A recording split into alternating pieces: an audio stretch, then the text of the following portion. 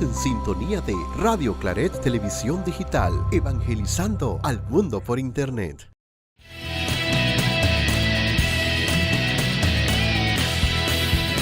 Radio Claret Televisión, evangelizando al mundo por Internet. Supera el dolor sabiamente. El sufrimiento te incomoda, pero si vives quejándote, te fastidias a ti mismo y a quienes te acompañan. El malestar es propio del dolor, pero el disgusto por el dolor nace en tu mente. Y tu mente lo puede alimentar e intensificar. Comparte tu angustia con quien te pueda ayudar a superarla. No te atormentes exagerando tu malestar. Alimenta la esperanza de salir de tu pena, acudiendo a Cristo que te llama, para acogerte y aliviarte. Venid a mí todos los que estáis cansados y agobiados, que yo os aliviaré. Mateo 11:28. Esta es la dosis diaria de superación para crecer interiormente. Si estimulas tu tristeza, te atormentará con más furor. Así iniciamos al día.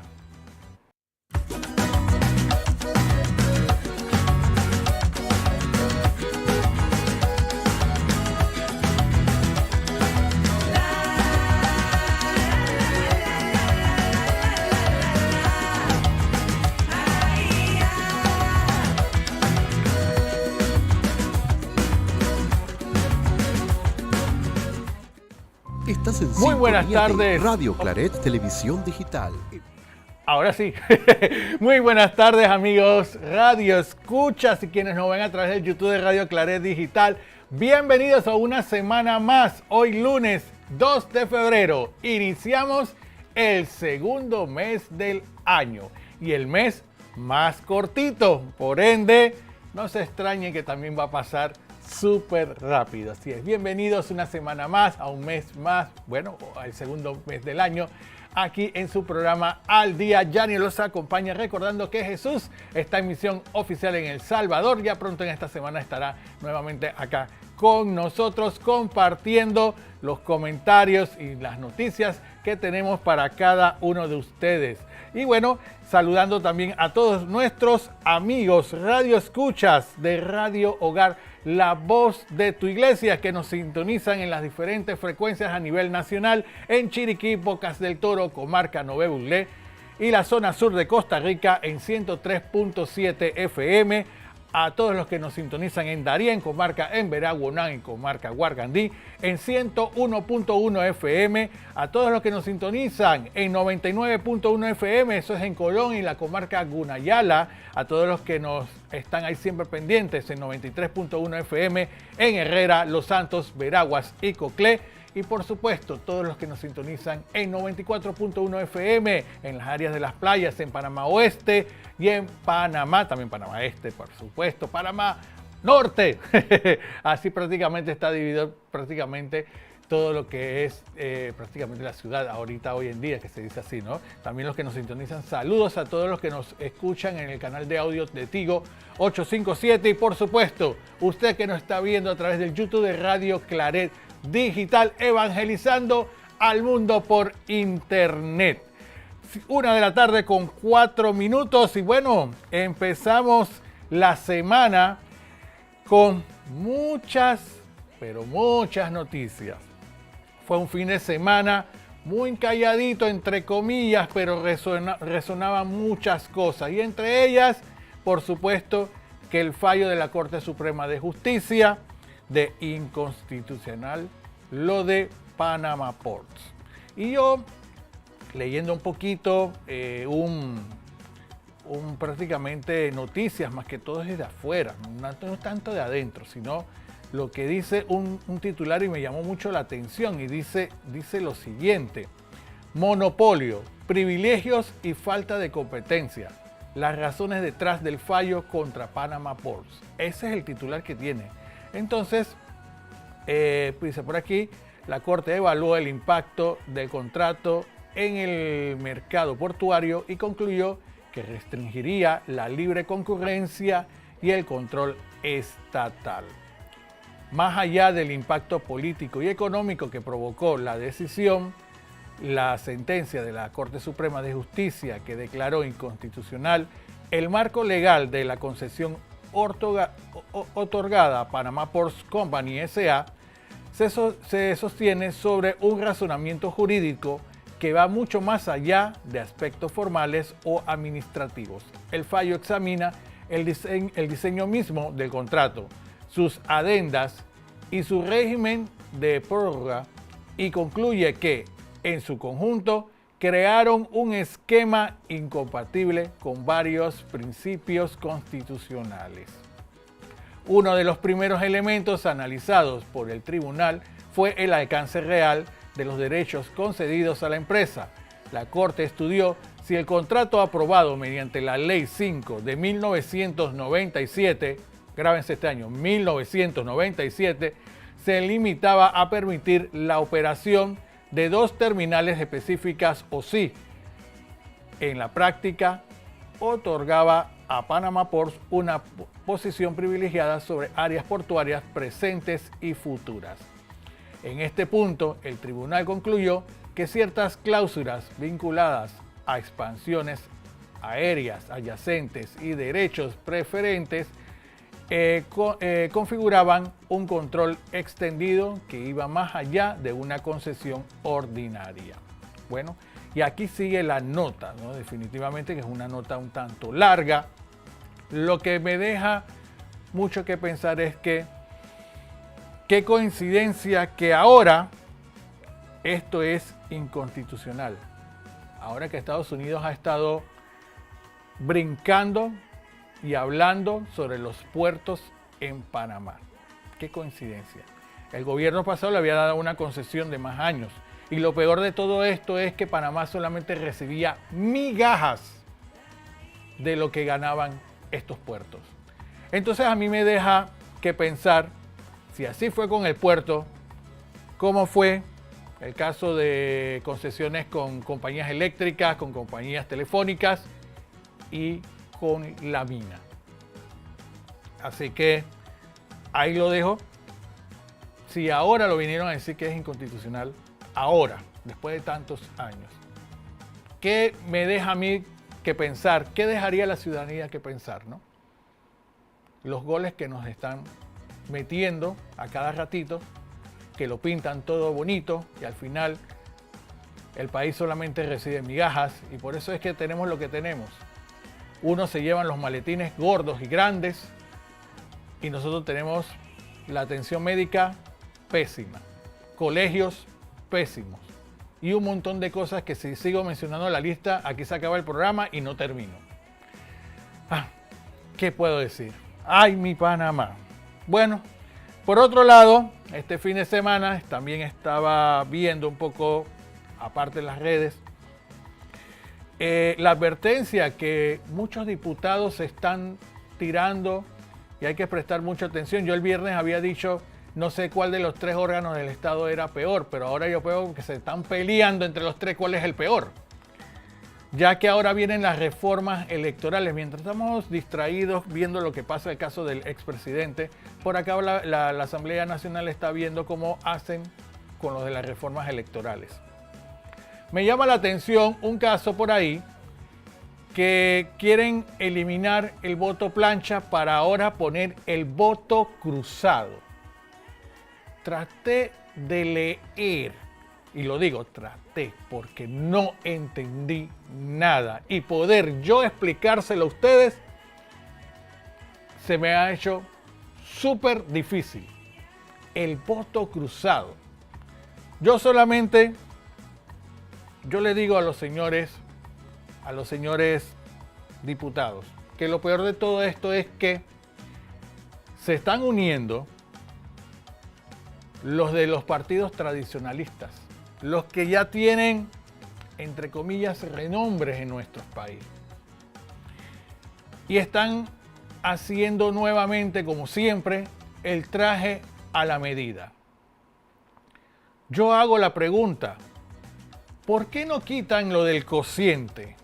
¿Por qué no quitan el medio cociente? Y vamos a una contienda electoral como tiene que ser. El que gane más votos simplemente gana su curul. Así de sencillo. Yo no veo justo que un candidato gane 20,000 votos y no gane su curul, pero el que ganó 5,000 votos o 2,000 votos por el bendito cociente o medio cociente, ese sí gana su curul. Son cosas que del pasado, por supuesto, que hicieron el traje a su medida y lo siguen teniendo, pero ahora quieren seguir haciendo el traje, ajustándolo más aún a la medida de los partidos tradicionalistas, de los tradicionales. Y las mismas caras y la misma gente de siempre. Yo les digo algo, la democracia no solamente se ejerce cada 5 años cuando vamos a hacer el sufragio al voto. No, la democracia también se hace en el momento también en que estemos pendientes. A mi concepto, esto es un atentado a la democracia, de que estos señores se hagan los trajes a sus medidas y que simplemente comiencen a hacer barreras para que otros nuevos no lleguen, porque se están dando cuenta que están haciendo un buen trabajo y están haciendo un contrapeso en la Asamblea Nacional. Y eso como buenos ciudadanos, los buenos ciudadanos, queremos, ¿verdad? Que se trabaje para el pueblo y por el pueblo. Y para el pueblo. No su bolsillo y le de sus familiares y de sus amigos. No, señor, eso no lo queremos. Queremos que se trabaje para el pueblo. Queremos mejores hospitales, mejores atención en hospitales, que hayan insumos en los hospitales, que hayan colegios, que se crean nuevos colegios y los que se derrumbaron que vuelvan nuevamente, que se construya un nuevo colegio, ¿verdad? Entonces, ¿qué te puedo decir de las vías? ¿Qué les puedo hablar de tantas cosas que necesitamos? Que un país millonario que tiene tanto dinero como lo tiene Panamá, no es para vivir como lo estamos viviendo hoy en día. Solamente unos cuantos que se han hecho millonarios estando en las curules y que tristemente vuelven y salen. Pero muchos dicen, ¿pero por qué salió este candidato que tiene 30, 40 años y vuelve y sale?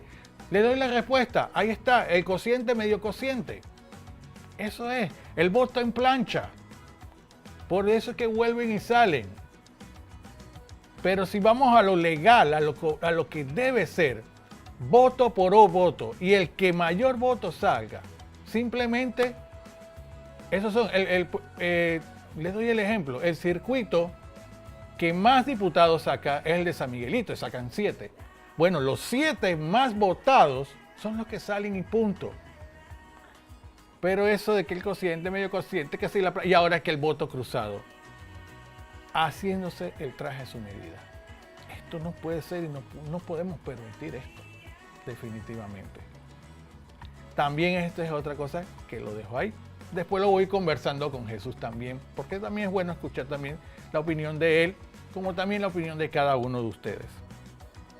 Hay mucho que hablar definitivamente en esto, porque esto va a seguir, esto de la reforma electoral. Bueno, otro tema que les tengo también para ustedes, y es que no sé si se han dado cuenta, por lo menos este fin de semana, aparte de que no hubo agua, claro está, que se ha sentido una brisa fuerte, algo muy fresco. Me comentaba Samir que bueno, que anoche tuvo que agarrar la sábana y dormir, bien arropado. Y es que sí, las temperaturas están bajando un poco, no van a bajar tanto, está bajando un poco porque hay una masa, lo había leído por acá, una masa prácticamente fría que está viniendo del norte, de Canadá, Estados Unidos, México, que por ende ellos tienen temperaturas súper bajas. Ayer me sorprendió que en Cuba estaban en 11 grados y que en Guatemala estaban en algunas partes en 0 grados y en los puntos altos o en las áreas montañosas incluso hasta en menos 5 grados en Guatemala. Acá en Panamá podemos llegar quizás a una temperatura de 22 grados mínimo, 22, de repente en las 21. Escuché o leí un comentario que me decían que en Boquete anoche o antes de anoche hacía 16 grados. Esto es por esto que, y este frente, hay dos frentes fríos de que he leído también por ahí, y es esto que está bajando esta masa fría que está viniendo desde el norte, ¿no? Que está afectando toda esta parte norte, entonces por eso es que está llegando hasta estas latitudes de acá. Ahora bien, no es que aquí vamos ahora a tener un frío como allá, ni nada, no, tampoco eso, sino que lo mínimo que puede estar bajando es lo que les mencioné. 23, 22, si acaso 21, por acá, por la ciudad capital. Ya como los había mencionado, que lo leí también una persona que en Boquete estaba en 16. A los amigos en Boquete, por cierto, si de repente nos están escuchando, nos digan ahorita mismo cómo está la temperatura por allá, ¿verdad? Pero sí vamos a ver esto de la brisa que está soplando, fuerte brisa, algo que ha refrescado bastante, ¿verdad? Acá, por lo menos en la ciudad capital. Esto conlleva algo. En el caso del Atlántico, hay mucha marejada, hay mucho, como le llaman por ahí, mar picado, normalmente como le dicen a algunos, y hay que tomar prevenciones. Ayer hubo en la playa Langosta, en Colón, un caso de personas que, bueno, no sé, todavía esa noticia no es que me ha llegado del todo decir que hubo personas que se ahogaron, que falleció por ahogamiento o simplemente fueron rescatadas. Lo que sí sé y es que a los amigos bañistas, cuando vean banderas rojas en las playas, hagan caso a lo que digan, ¿verdad? El SINAPROC, Protección Civil, porque eso es por la seguridad de cada uno, ¿no? Ahorita mismo sí hay fuertes oleajes en la parte atlántica y también las corrientes están siendo un poco más fuertes. Entonces, precaución, y si ven la bandera roja, ni se metan. Mejor vean el mar desde acá, desde la playa, que así se ve mejor. Definitivamente es un consejo también que le podemos darle a cada uno de ustedes. Y bueno, por acá tenemos más para ver. Sí, por lo visto, bueno, es nuestros comentarios que tenemos para este lunes, ¿no? A prestar mucha atención, muchas cosas que están pasando en nuestro país. A veces nos distraemos y nos meten goles. Y cuando nos damos cuenta, ya es tarde. Entonces hay que estar pendiente en todas estas cosas. Bueno, seguimos con más.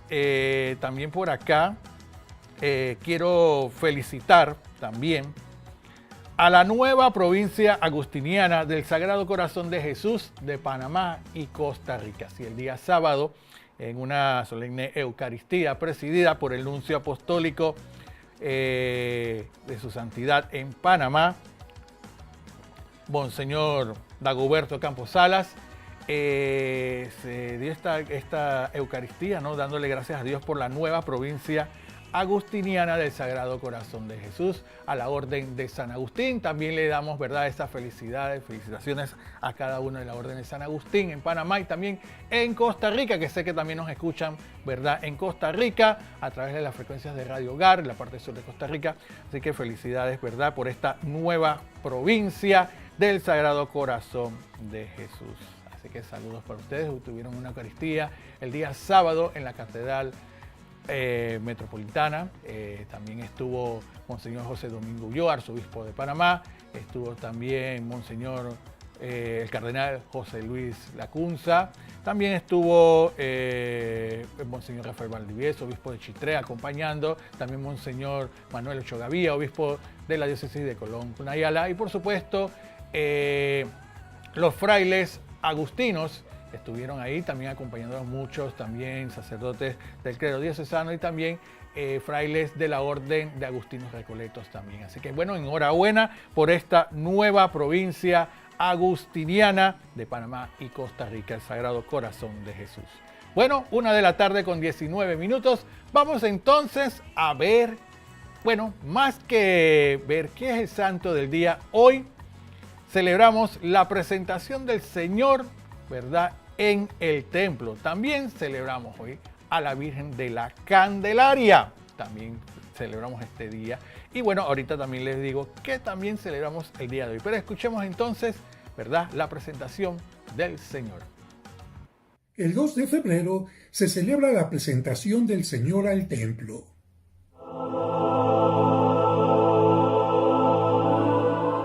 La fiesta de la purificación de María, presentación de Jesús al templo o la Candelaria se celebra el día 2 de febrero. Según el libro de Levítico, nadie podía tocar la sangre humana porque en ella estaba la vida.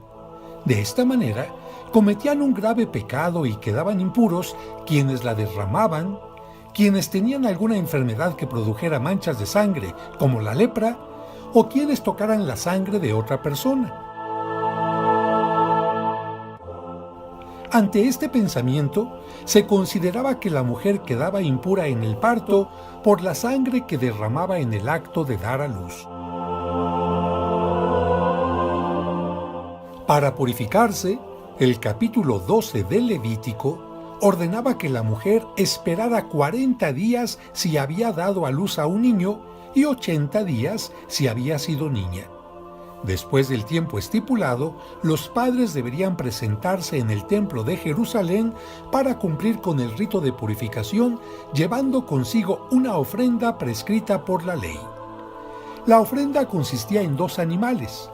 Uno debía sacrificarse y el otro se dejaba en libertad. Quienes tenían posibilidades económicas debían llevar un cordero y una paloma. A la gente humilde solo se le pedían 2 pichones o 2 tórtolas.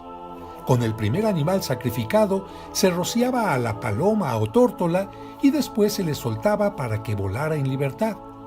El significado era claro: con la sangre de uno se obtenía la libertad del otro. Con esto se significaba que, gracias a la sangre del sacrificado, la mujer impura recuperaba su pureza.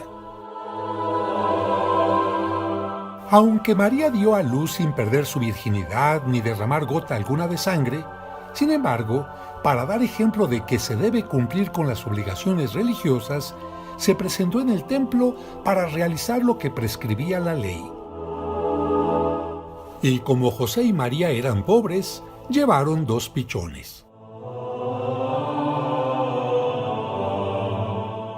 Los detalles de este momento los menciona el Evangelio de San Lucas.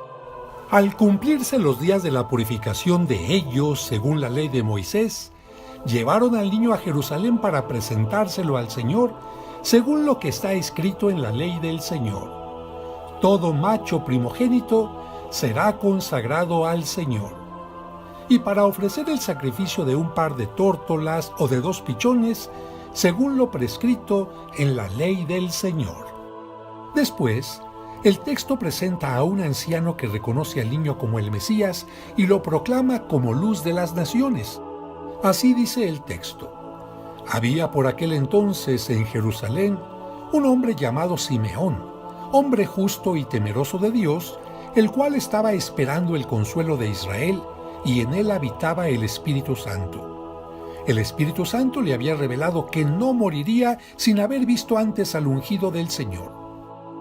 Movido por el Espíritu, fue al templo, y cuando los padres del niño introducían al niño Jesús para cumplir con el rito legal, aquel hombre lo tomó en sus brazos y empezó a bendecir al Señor diciendo: ahora, Señor, según tu promesa, puedes dejar a tu siervo irse en paz, porque mis ojos han visto a tu Salvador, a quien has presentado ante todos los pueblos, luz para alumbrar a las naciones y gloria de tu pueblo Israel.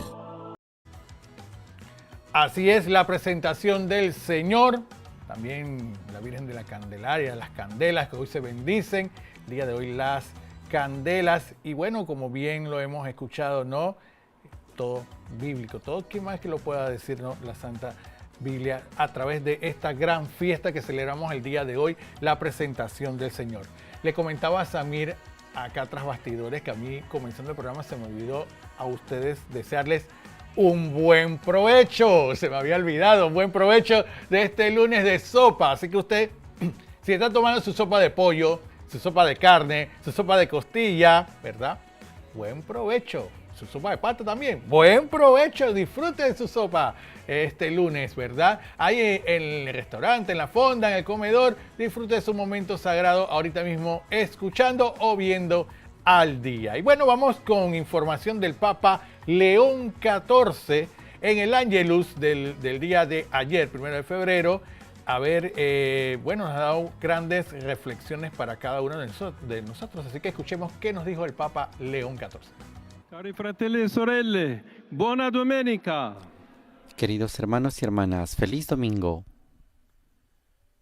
Nella liturgia di oggi viene proclamata una pagina splendida della buona notizia. En la liturgia de hoy se proclama una página espléndida de la buena noticia que Jesús anuncia a toda la humanidad, el Evangelio de las Bienaventuranzas. Estas, en efecto, son luces que el Señor enciende en la penumbra de la historia, revelando el proyecto de salvación que el Padre realiza por medio del Hijo con el poder del Espíritu Santo. Sul monte, Cristo consegna ai discepoli la legge nuova. En el monte, Cristo entrega a los discípulos la ley nueva, que está escrita en los corazones, ya no escrita en la piedra. Es una ley que renueva nuestra vida y la hace buena, aun cuando ante el mundo parezca fracasada y miserable.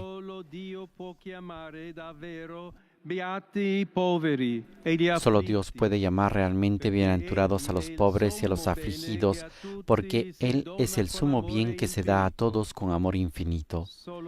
Solo Dios puede saciar a quienes buscan paz y justicia, porque Él es el justo juez del mundo, autor de la paz eterna.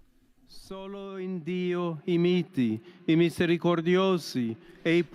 Dios se encuentran alegría los mansos, los misericordiosos y los puros de corazón, porque Él es el cumplimiento de lo que esperan. En la persecución, Dios es la fuente del rescate. En la mentira, es el ancla de la verdad. Por eso Jesús proclama: alégrense y regocíjense. Queste beatitudini restano un paradosso solo per chi ritiene che Dio sia diverso. Estas bienaventuranzas son una paradoja solo para quien considera que Dios es diferente de cómo Cristo lo revela. Quien espera que los prepotentes sean siempre dueños de la tierra, permanece sorprendido ante las palabras del Señor. Quien está acostumbrado a pensar que la felicidad pertenece a los ricos, podría creer que Jesús sea un iluso. Y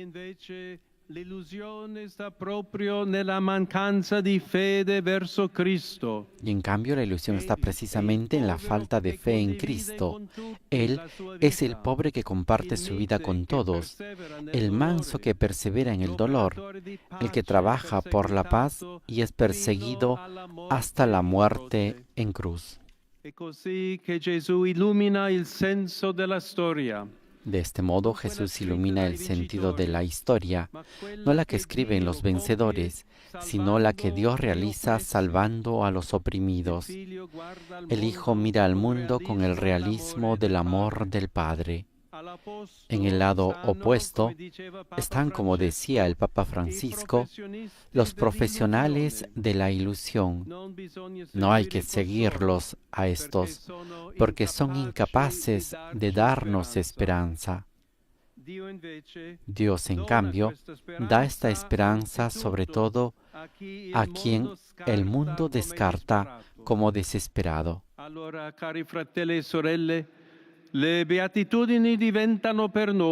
Entonces, queridos hermanos y hermanas, las bienaventuranzas son para nosotros una prueba de la felicidad, llevándonos a preguntarnos si la consideramos una conquista que se compra o un don que se comparte, si la reponemos en objetos que se consumen o en relaciones que nos acompañan.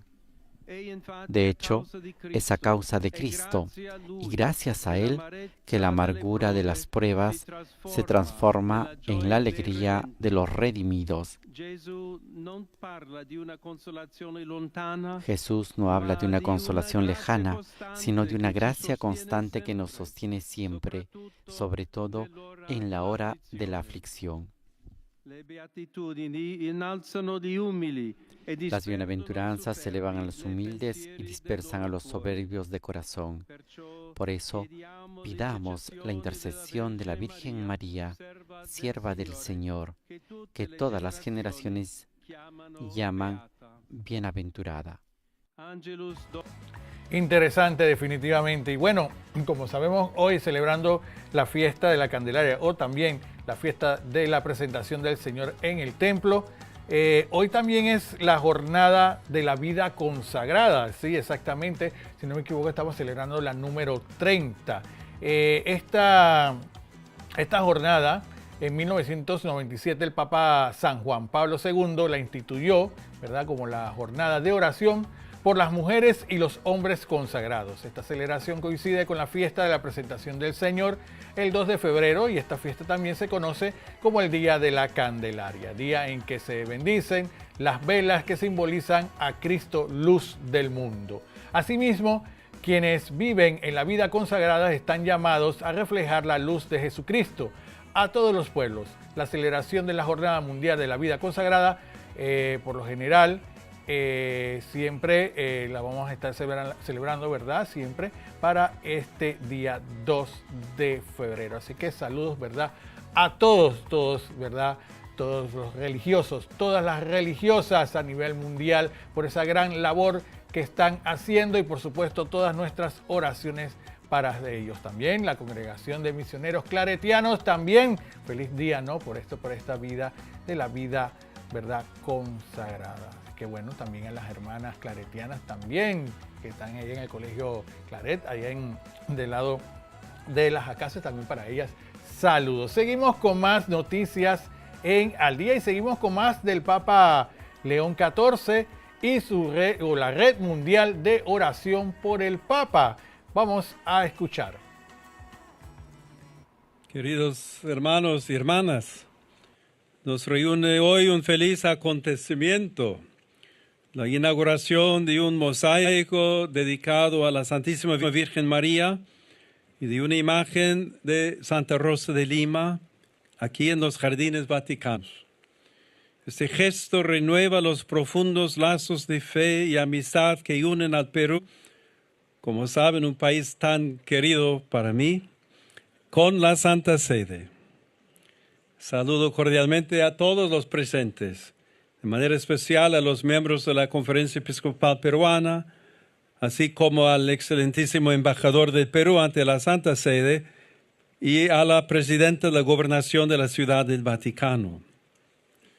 Congregados en este hermoso lugar, donde todo nos habla del Creador y de la belleza de lo creado, deseo agradecer en primer lugar a los artistas que han realizado estas obras y a quienes han hecho posible que hoy podamos disfrutar de este grato acontecimiento, y a toda la familia salesiana, justo en ese día, la fiesta de San Juan Bosco.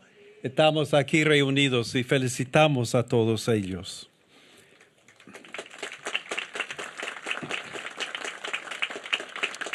Las dos figuras evocadas, nuestra Madre Celestial y la primera santa latinoamericana, Santa Rosa de Lima, nos remiten al tema de la santidad. A este respecto, recordemos lo que dice el Concilio Vaticano II. Es pues completamente claro que todos los fieles de cualquier estado o condición están llamados a la plenitud de la vida cristiana y a la perfección de la caridad. En el logro de esta perfección empeñan los fieles las fuerzas recibidas según la medida de la donación de Cristo, a fin de que, siguiendo sus huellas y hechos conformes a su imagen, obedeciendo en todo a la voluntad del Padre, se entreguen con toda su alma a la gloria de Dios y al servicio del prójimo. Así la santidad del pueblo de Dios producirá abundantes frutos, como brillantemente lo demuestra la historia de la Iglesia con la vida de tantos santos. Podemos hablar también de la abundancia y la bendición del Señor con esta agua bendita que les está cayendo esta tarde. Queridos amigos, estas bellas imágenes que hoy contemplamos nos recuerdan la grandeza de la vocación a la que Dios nos llama, es decir, la vocación universal a la santidad. Los animo a ser, con la gracia de Dios, testimonio y ejemplo de esa santidad en el mundo de hoy, porque esa es la voluntad de Dios, nuestra propia santificación, que la Virgen María y todos los santos intercedan en nuestro camino hacia la patria celestial. Con gratitud los bendigo de corazón. Bueno, esta noticia es la inauguración de una imagen de Santa Rosa de Lima, y la cual destaca los lazos de fe y amistad con el Perú. Esta noticia fue el día viernes que sucedió esto, dentro del marco de la reunión que tuvo el Papa León XIV con los obispos de la Conferencia Episcopal Peruana, que tuvieron su visita apostólica, y por ende en ese marco aprovecharon, ¿verdad?, entonces esta inauguración de esta imagen de Santa Rosa de Lima, ¿no?, en la cual destaca esos lazos de fe y amistad con este hermano país, el Perú. Seguimos entonces con más noticias aquí en Al Día, y tenemos que religiosas dejan Nicaragua tras años de evangelización y servicio. Las hermanas terciarias capuchinas de la Sagrada Familia informaron que dejan Nicaragua tras un discernimiento congregacional, al considerar que los objetivos que las llevaron al país centroamericano se han cumplido. Negaron además haber sido expulsadas. Ante información falsa que circula en redes sociales, deseamos aclarar el motivo del cierre de nuestra presencia en Totogalpa, Nicaragua, indicando a las religiosas en un comunicado publicado el 24 de enero. Tras un periodo de discernimiento congregacional, se ha conocido que los objetivos que nos trajeron a estas tierras se han cumplido. Por ello, se ha tomado la decisión de finalizar nuestra presencia pastoral, confiando en que la semilla plantada seguirán creciendo en manos de esta comunidad parroquial. Agrega el texto firmado por la hermana Maribel Umaña Machado, superiora provincial de la provincia Nuestra Señora de Guadalupe. Entonces aquí tenemos más noticias entonces en este caso de religiosas, no en Nicaragua. Bueno, seguimos con más aquí en Al Día, siendo la 1 de la tarde con 37 minutos. Y bueno, nosotros el día viernes habíamos hablado de, bueno, una hermana influencer, ¿verdad? Una hermana influencer dentro de las redes sociales. Ahora les vamos a hablar de un sacerdote también que es un streamer, ¿verdad? Un streamer, también es un influencer, también de esta manera, y es uno de los más vistos en Brasil. Así que bueno, vamos a escuchar un poco de este gran streamer y también de este gran influencer fray brasilero que tienen a todo Brasil prácticamente acaparado. Hoy voy a conversar con el fray Gilson Azevedo, un carmelita mensajero del Espíritu Santo que reúne multitudes en sus conciertos y tiene millones de seguidores en las redes sociales. Muchas gracias. Es un gusto estar aquí. Estoy muy feliz de poder realizar esta entrevista y que ella pueda llegar a muchos corazones. Cuéntenos, Frei, ¿qué crees que es el secreto de tan gran alcance de su mensaje en las redes sociales y en los conciertos presenciales en Brasil? Este fenómeno es tanto en las redes sociales como en lo presencial. Hace poco hice un show en João Pessoa, reunimos a más de 500,000 personas. En la Avenida Paulista, en Sao Paulo, durante la celebración de Año Nuevo, según la Policía Militar, hubo 2 millones de personas presenciales. Yo atribuyo este fenómeno a un mundo que tiene sed de Dios. El ser humano tiene sed de Dios, sed de volver a su Creador, sed de felicidad. Todos tenemos sed de felicidad, pero muchas veces intentamos encontrarla en el mundo. Pero el mundo no puede traerte la felicidad completa, los placeres, el dinero, el bienestar. Yo percibo que las personas están vacías, no encuentran la felicidad completa y empiezan a entender que en aquella oración, en la predicación, en un retiro, en la música, en el rosario rezado de madrugada ante el Santísimo, encuentran aquello que el dinero y los placeres no pudieron llenar. Y cuando una persona experimenta eso, se lo cuenta a otra. Así nace este movimiento. Y usted ha usado la palabra fenómeno.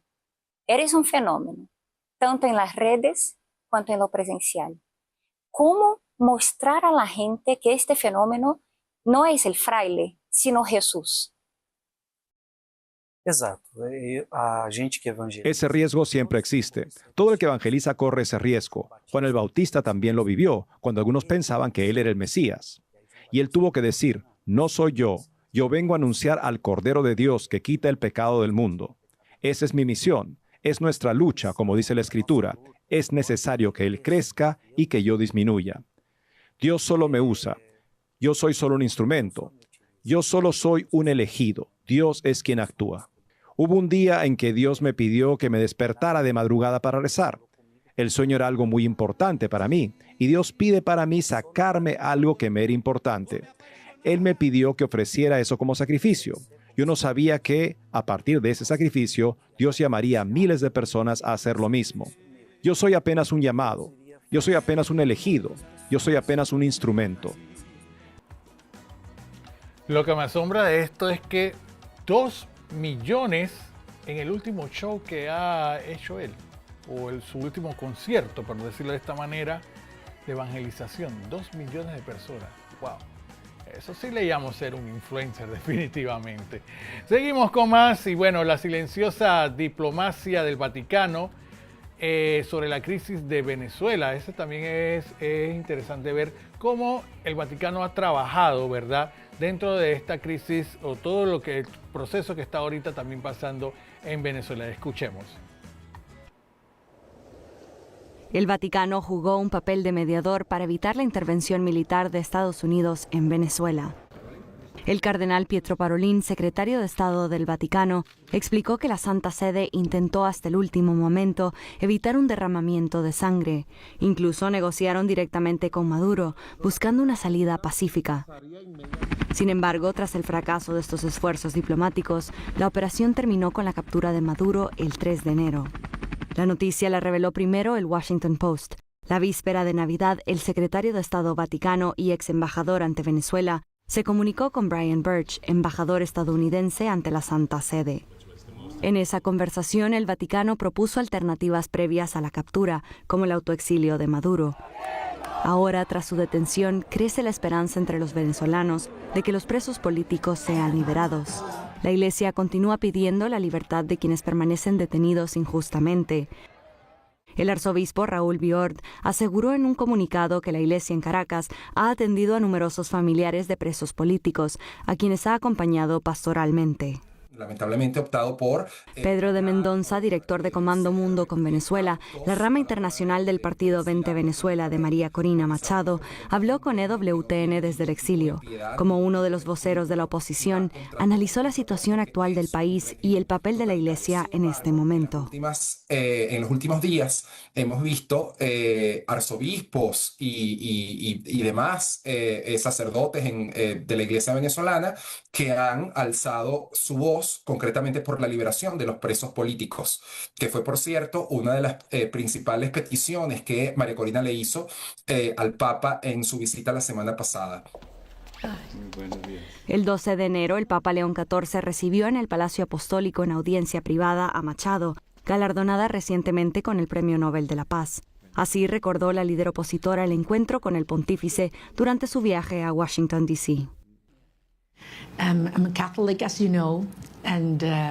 Como saben, soy católica y créanme, durante mi viaje recé mucho. No solo logré hablar con él, sino también regalarle algunos de los rosarios que había traído conmigo durante el viaje. Y fue un día que marcó mi vida en una dimensión personal, pero también me dio la seguridad de que el Santo Padre sabe muy bien lo que está pasando en Venezuela. Sabe lo que está pasando la Iglesia Católica debido a la persecución y la presión que sufren nuestros obispos, sacerdotes y monjas. Y creo que no solo está preocupado, sino que también está ayudando y apoyando activamente para que se produzca un proceso de transición pacífico.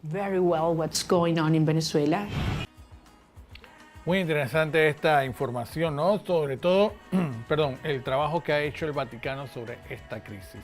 Seguimos con más y ahí mismo dentro del Vaticano, ¿no? El embajador de Guatemala en el Vaticano nos dice que el objetivo es construir puentes. Escuchemos. Santiago Palomo, usted es el embajador ante la Santa Sede más joven. Soy el embajador más joven del actual cuerpo diplomático y de la historia de la Santa Sede, o por lo menos eso me han dicho. Y como dije durante la presentación de cartas credenciales al Santo Padre, es un privilegio, pero es una gran responsabilidad. Creo que la edad lo que impone es el reto de poder desempeñar este cargo con muchísima humildad, con muchísima disciplina, pero fundamentalmente con el objetivo de construir puentes.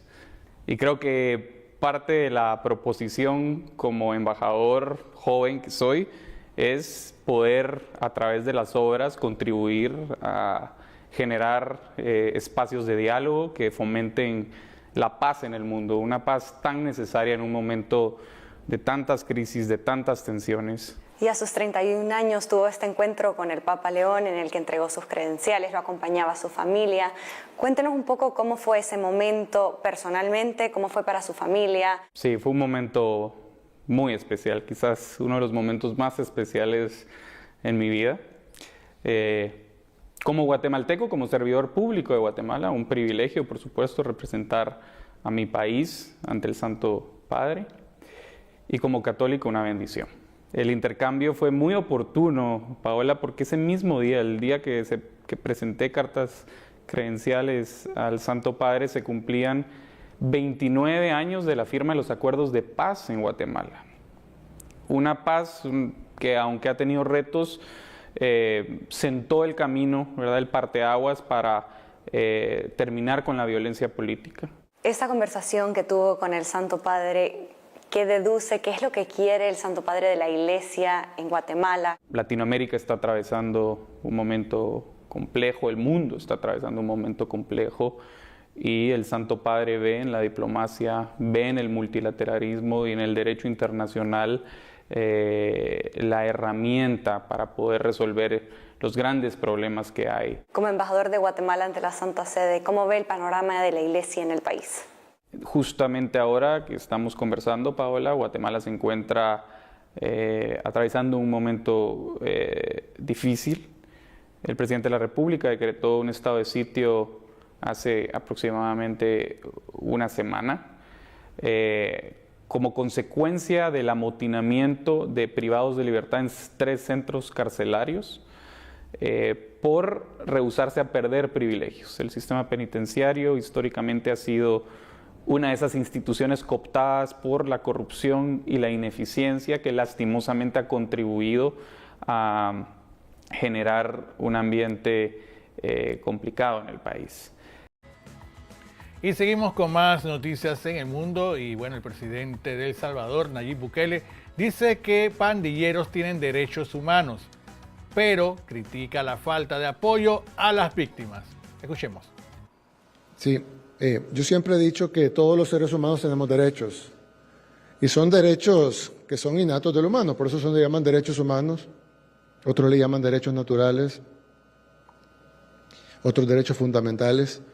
Y todos los tenemos, los tienen los presos, los tienen los delincuentes, los tienen los criminales, los tienen los narcos, los tienen los pandilleros, los tienen los violadores, los tienen los asesinos, los tienen las personas que han cortado 3 cabezas en la calle, los tienen los que han puesto bombas en lugares donde hay niños, los tienen los que han masacrado.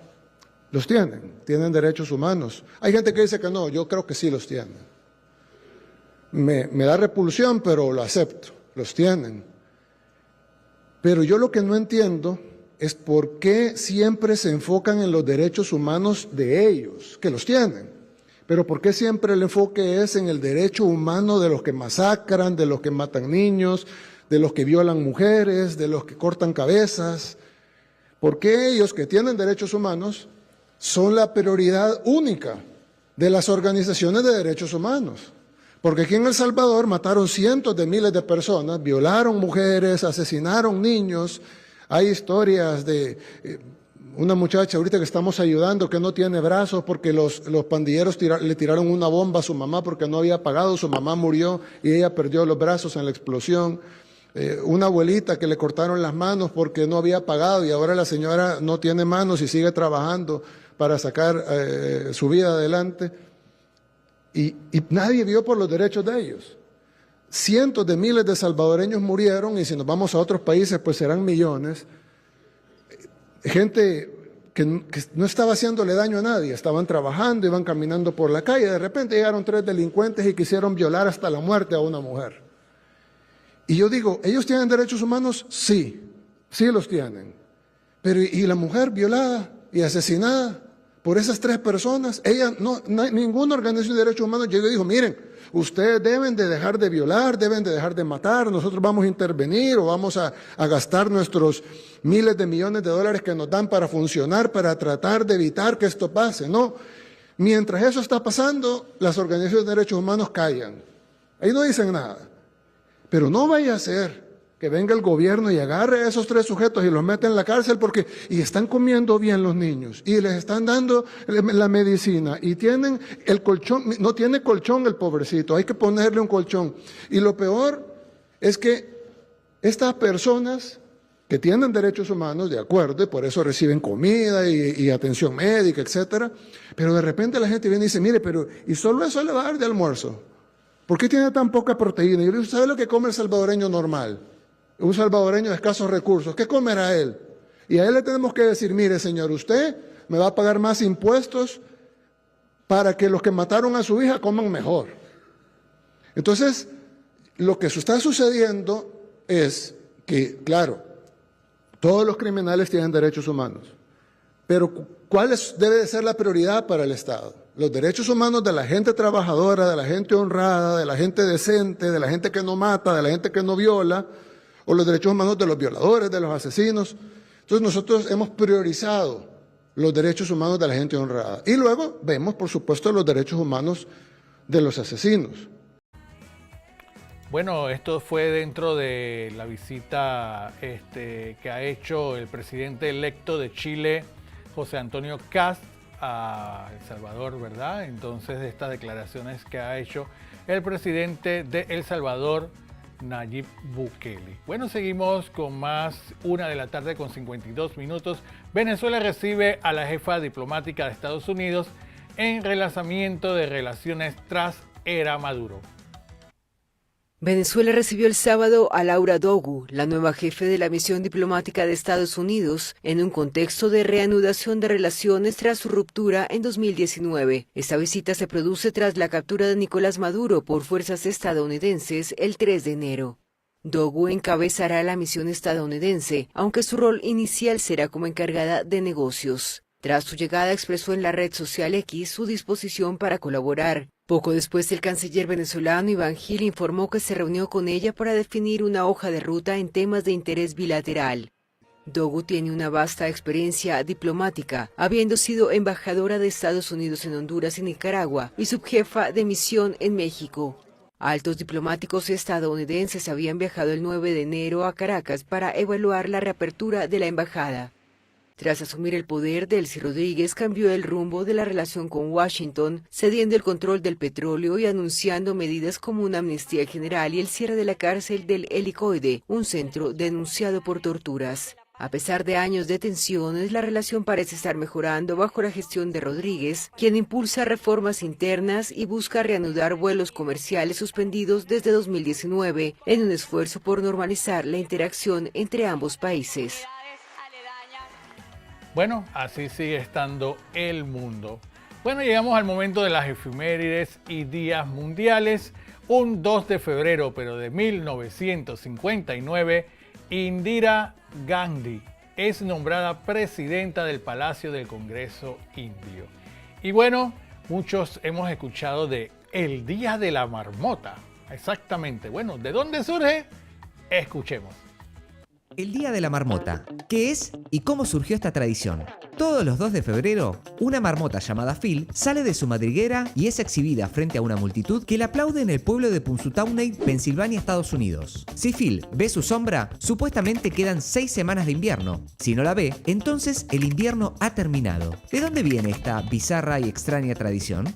La tradición nació en Alemania de una festividad religiosa llamada la Candelaria, donde prestaban atención a un tejón. Sucede el 2 de febrero porque es la fecha exacta entre el solsticio de invierno y el equinoccio de primavera. Si el tejón veía su sombra, significaba que el invierno continuaba. Cuando la práctica llegó a Estados Unidos en 1887, cambiaron a una marmota porque los tejones no son animales nativos de esta región. Las marmotas son animales que hibernan de manera muy profunda. Su cuerpo reduce significativamente su temperatura, bajan el ritmo cardíaco de 80 latidos por minuto a 5 y respiran 8 veces menos por minuto. Solo salen de su madriguera en febrero para buscar posibles parejas para reproducirse. Luego vuelven a dormir hasta que el invierno haya pasado por completo. Así que podríamos decir que el detalle de su sombra el día 2 de febrero no tiene tanto que ver con la marmota, sino con el clima en sí mismo. Cabe aclarar que toda esta tradición surge de sociedades de agricultores en Estados Unidos que necesitan un clima húmedo y con lluvias. Si los días de invierno son soleados, que es cuando pueden verse las sombras marcadas, las plantas no tendrán reserva de líquidos para los días más cálidos de primavera.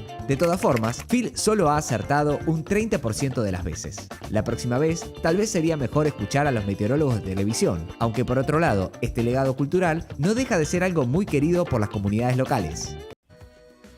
Bueno, y como está ahorita mismo, en el caso de Estados Unidos o allá en Canadá, que está el frío tenaz, la marmota va a seguir durmiendo, y más en su día. De esta manera finalizamos el programa al día de hoy, 2 de febrero, ya siendo la 1 de la tarde con 56 minutos.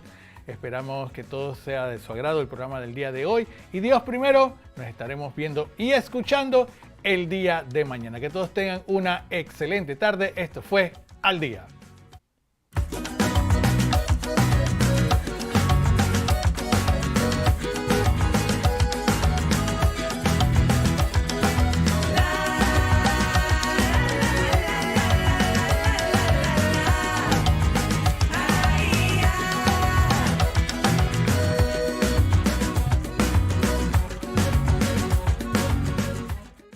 Estás en sintonía de Radio Claret Televisión Digital, evangelizando al mundo por Internet.